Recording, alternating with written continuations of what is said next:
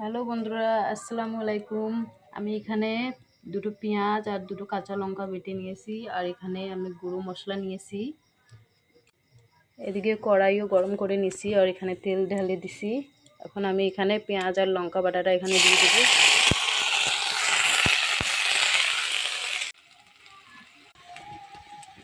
এখন আমি গুঁড়ো মশলাগুলো এখানে নিয়েছি। জিরা, ধনে গুঁড়ো, হলুদ গুঁড়ো, লবণ আর একটু শুকনো লঙ্কা গুঁড়ো দিয়ে দেবেন। এখন এটাকে মিক্স করবেন ভালো করে,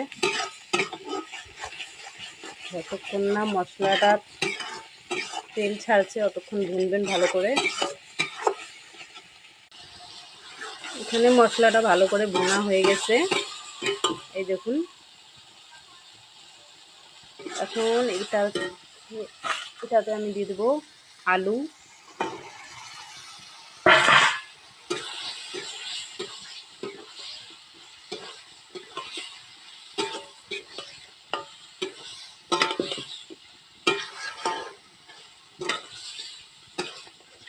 ভালো করে এটাকে মিক্স করবে।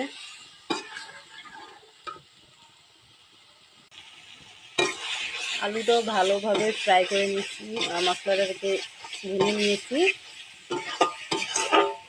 এখন এখানে আমি দিয়ে দেব এই যে ছোট ছোট বাটা মাছ।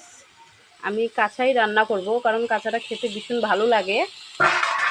কেউ খায় কেউ খায় না, কিন্তু আমরা খুবই ভালো পাই। অবশ্যই ট্রাই করে দেখবেন, খুবই ভালো লাগে খেতে।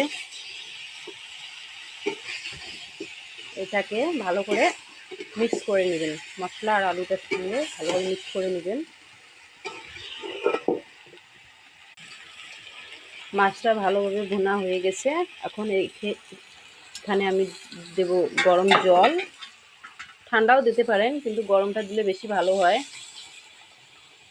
পরিমাণ মতো জল দিয়ে দিবেন,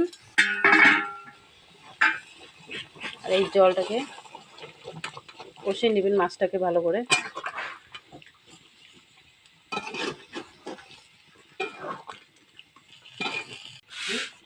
এখন ঢেকে দেব যতক্ষণ না কষানো হবে ভালো করে।